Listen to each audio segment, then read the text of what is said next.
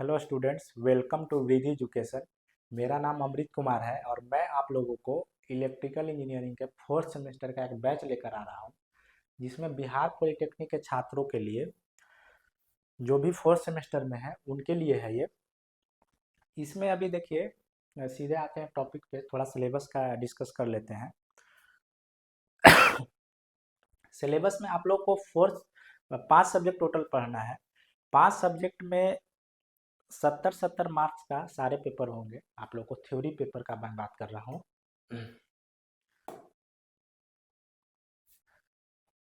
Theory paper का मैं बात कर रहा हूँ, जिसमें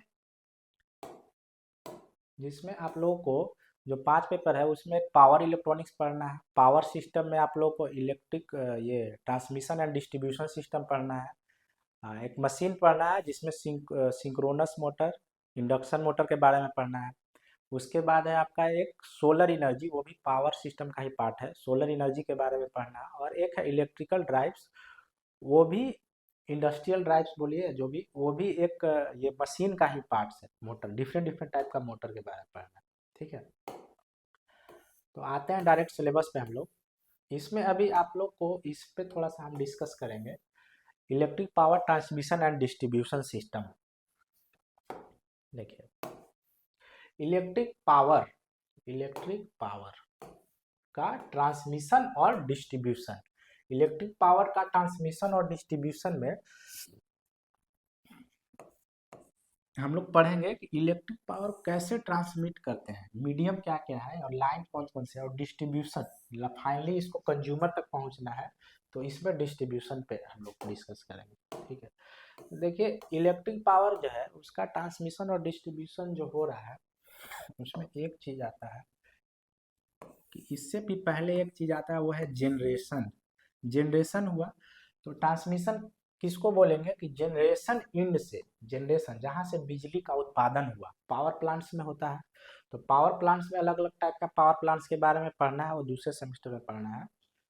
तो पावर प्लांट्स में जैसे जनरेशन में ये थर्मल हो गया, आपका न्यूक्लियर हो गया, हाइडल पावर प्लांट हो गया, सोलर भी हो गया। जितने भी तरह का पावर प्लांट है, टाइडल हो गया, विंड एनर्जी हो गया, तो उस सारे पावर प्लांट से जो बिजली का उत्पादन हुआ, जनरेशन हुआ, उसको एक सब स्टेशन जिसको पावर ग्रिड भी बोलते हैं, बीएसपीटीसीएल का भी अपना ग्रिड है, जितने भी ग्रिड है वहां तक जो हाई वोल्टेज, वोल्टेज क्या होना चाहिए, हाई वोल्टेज पे पावर का ट्रांसमिट होगा जनरेटिंग इंड से सब स्टेशन इंड तक, या एक सब स्टेशन से दूसरे सब स्टेशन इंड तक। ठीक है, तो इसको बोलेंगे हम लोग ट्रांसमिशन, ट्रांसमिशन बोलेंगे। डिस्ट्रीब्यूशन किसको बोलेंगे, सब स्टेशन इंड से, सब स्टेशन इंड से कंज्यूमर तक, कहां तक जाएगा, कंज्यूमर्स, कंज्यूमर्स तक पावर पहुंचेगा। लो वोल्टेज, वोल्टेज का वैल्यू कम रहेगा, तब इसको बोलेंगे हम लोग डिस्ट्रीब्यूशन। ठीक है, अभी देखिए, इसमें मेन रूप से चर्चा जो करना है, डिस्कस करेंगे थोड़ा सा ब्रीफ में, संक्षिप्त में हम लोग देखते हैं कि सिंगल लाइन डायग्राम के बारे में पढ़ना, वो सब तो हम लोग टॉपिक पे जब आएंगे तो पढ़ेंगे नेक्स्ट ये सेशन से। अभी हम लोग थोड़ा थोड़ा सबके बारे में जान लेते हैं। जैसे इलेक्ट्रिक पावर ट्रांसमिशन में ट्रांसमिशन लाइन एक बहुत इंपॉर्टेंट चीज है। ट्रांसमिशन लाइन, ट्रांसमिशन लाइन को देखिए बहुत सारा ये बांटा गया अलग अलग कैटेगरी के हिसाब से। जैसे लेंथ के हिसाब से एक है शॉर्ट, शॉर्ट, मीडियम, मीडियम और लॉन्ग। शॉर्ट किसको बोलते हैं, short transmission line, short less than 80 kilometre, जो भी ये लाइन आएगा इस रेंज में वो हो जाएगा शॉर्ट। मीडियम किस में हो जाएगा, तो 80 किलोमीटर से ज़्यादा और 200 किलोमीटर से कम, इस रेंज में जो भी लाइन आएगा और मीडियम। और ग्रेटर देन 200 किलोमीटर, तो ये हो जाएगा आपका लॉन्ग ट्रांसमिशन लाइन। ठीक है, अभी देखिए ट्रांसमिशन लाइन जो है उसमें भी अलग अलग टाइप है। एक ओवरहेड, ट्रांसमिशन लाइन में एक टाइप और है ओवरहेड, ओवरहेड। फिर एक है अंडरग्राउंड, अंडरग्राउंड, ग्राउंड, अंडरग्राउंड, और एक है submarine, submarine, submarine. Overhead transmission line आप लोग देखे होंगे, हर जगह दिखता है वो, क्योंकि बाहर में जितने भी आप कहीं भी शहर से बाहर या गांव से बाहर निकले तो आज इतना बड़ा ट्रांसमिशन लाइन का नेटवर्क इतना बड़ा है, नेटवर्क पूरे ऑल इंडिया में पूरा नेटवर्क बहुत बड़ा बन गया है ट्रांसमिशन लाइन का, जिसके वजह से आप लोग को हर जगह मिल जाएगा देखने के लिए। तो बड़े बड़े टावर्स पे जो कंडक्टर लगे होते हैं वो हो गया overhead transmission line. Underground, underground transmission line metro city, जहाँ पे जगह का कमी है या बहुत कीमती जगह है और डेंस पॉपुलेशन है, तो वहाँ पे हम लोग अंडरग्राउंड केबल के थ्रू शहर में ट्रांसमिशन करेंगे, जमीन के अंदर रहेगा वो, ठीक है। लेकिन ये बहुत ज़्यादा कॉस्टली पड़ता है, इसका कॉस्ट बहुत हाई है। सबमरीन वहाँ पे यूज होगा जो अंडर वाटर, समुद्र के अंदर मान लीजिए, तो वहाँ पे कैसे होगा ट्रांसमिशन, तो जैसे मान लीजिए अपना देश है इंडिया, इंडिया, इंडिया से कोई पावर ट्रांसमिशन लाइन एक जा रहा है श्रीलंका तक,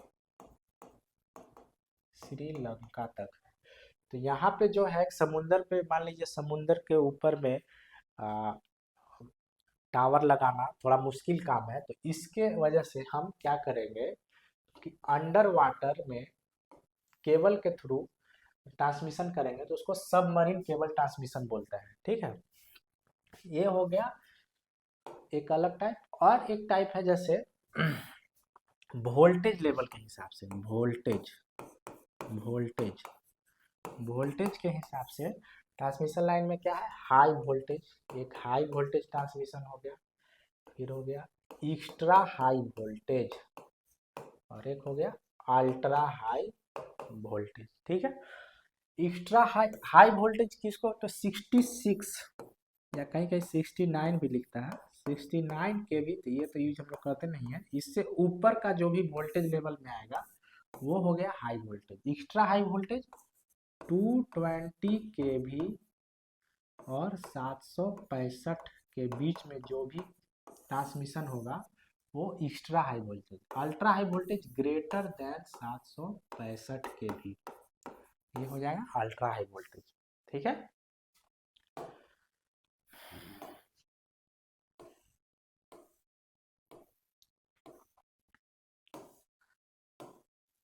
अभी उसके बाद क्या है कि ट्रांसमिशन लाइन में देखिए, एक किसी भी चीज़ का डिजाइनिंग होता है तो उसमें लॉस को मिनिमम और इफिशियंसी को मैक्सिमम रखने के लिए उसको बहुत केयरफुली ध्यान दिया जाता है। ऐसा नहीं कि कोई भी चीज़ को डिजाइन कर दिए, पता चला कि हम उसमें एनर्जी 100 जूल का डाल रहे हैं और आउटपुट हमको 10 जूल का मिल रहा है या 10 वाट का मिल रहा है, तो वैसा इफिशियंसी बहुत कम हो गया। तो हायर इफिशियंसी रखने के लिए उसका बहुत सारा ट्रांसमिशन लाइन में इफेक्ट है। जैसे अभी मान लीजिए इसका एक कोई भी लाइन है, ठीक है, तो जितना लंबा लाइन होगा उतना रेसिस्टेंस इसका बढ़ता जाएगा। सिंपल आप लोग पढ़े भी होंगे, देखे होंगे। और रेसिस्टेंस जैसे जैसे बढ़ेगा पावर लॉस भी बढ़ेगा, क्योंकि P equal to I square R, ठीक है। तो आर के प्रोपोर्शनली रेजिस्टेंस जैसे जैसे बढ़ेगा पावर लॉस भी बढ़ता जाएगा। तो उसको कम करना है या मिनिमम कैसे रखना है, ऐसा नहीं कि हम यहाँ से ट्रांसमिशन लाइन का डिजाइन किए और सीधे कन्याकुमारी तक भेज दिए 3000 किलोमीटर डिस्टेंस, तो वैसे एक इफिशियंट नहीं है। तो उस पर ध्यान देंगे। और दूसरा चीज़ क्या है कि एल इंडक्टेंस और कैपेसिटेंस, ये भी फॉर्मेशन होता है जब लाइन, जिस समय लाइन चार्ज रहता है, तो एक इंडक्टेंस प्रॉपर्टी और कैपेसिटेंस प्रॉपर्टी आता है, इस पे भी बहुत बड़ा डिपेंड करता है लॉस ट्रांसमिशन लाइन का, उस पर देखेंगे। अब उसके बाद है ट्रांसमिशन लाइन, एक और दो तरह का अलग तरह से फिर से देखेंगे कि एक है अभी जो हम जितना भी हम लोग पढ़ रहे थे वो एसी, एसी ट्रांसमिशन लाइन पढ़ रहे थे, एसी ट्रांसमिशन लाइन। अभी एक डीसी भी आप लोग को पढ़ना है, डीसी ट्रांसमिशन लाइन। तो डीसी में एक आगे लगा दीजिए एच बी डीसी हो गया, ये आगे लगा दीजिए एच बी, तो एच बी एसी हो गया। तो एच बी डीसी जो ट्रांसमिशन लाइन है, high voltage DC direct current, high voltage alternating current, ठीक है। तो हाई वोल्टेज डायरेक्ट करंट में फ्रीक्वेंसी जो है, एफ का वैल्यू जो है वो 0 हो जाएगा। और इसमें तो आपको पता है 50 हर्ट्ज रहता है, 50 हर्ट्ज, ठीक है। एचबीडीसी में बहुत सारा चीज पढ़ना है। एचबीडीसी में जैसे मोनोपोलर, बाइपोलर है, मल्टीपोलर, तो ये सब ट्रांसमिशन लाइन के बारे में पढ़ेंगे। जिसमें डीसी करंट फ्लो होता है, उसका जो टावर का कॉस्ट है, कंडक्टर का कॉस्ट है, वो मिनिमम रहता है। लेकिन उसका जो सब स्टेशन डिजाइनिंग होता है, सब स्टेशन का कॉस्ट होता है, वो बहुत हाई होता है।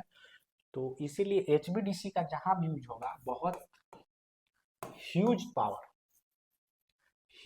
पावर का ट्रांसमिशन में यूज होगा।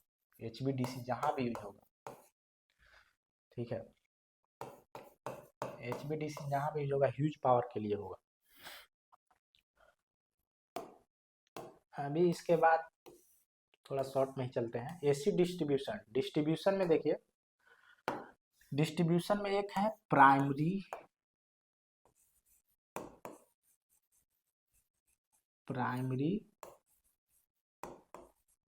डिस्ट्रीब्यूशन, एक बोलते हैं सेकेंडरी डिस्ट्रीब्यूशन, ठीक है। प्राइमरी डिस्ट्रीब्यूशन में 33 kV, ठीक है।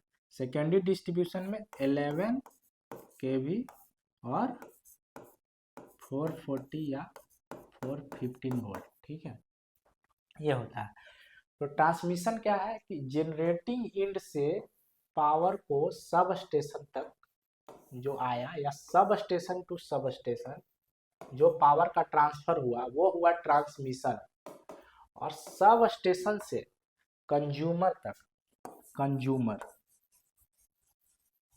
कंज्यूमर यानी हम लोग घर का लोड, इंडस्ट्री का लोड, फैक्ट्री का लोड, या पब्लिक प्राइवेट जो भी कंपनी है उसका लोड, वो सब कंज्यूमर तक जो आ रहा है, इसमें वोल्टेज का वैल्यू कम रहता है, लो वोल्टेज, तो उसको बोलेंगे डिस्ट्रीब्यूशन। डिस्ट्रीब्यूशन का एक लेवल है प्राइमरी और सेकेंडरी डिस्ट्रीब्यूशन,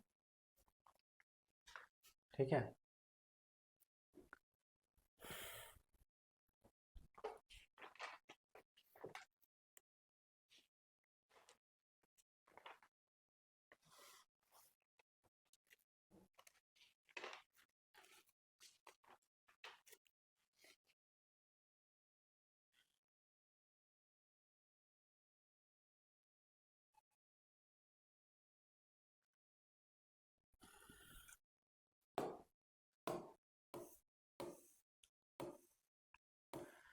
अब देखिए इसमें क्या है, डिस्ट्रीब्यूशन स्कीम में बहुत सारा इसमें भी पढ़ना है, अभी न्यूमेरिकल बेस भी करना है। उसके बाद कंडक्टर का देखिए डिजाइनिंग जो है, कोई भी ट्रांसमिशन लाइन है, उसका कंडक्टर का डिजाइन बहुत इंपॉर्टेंट है।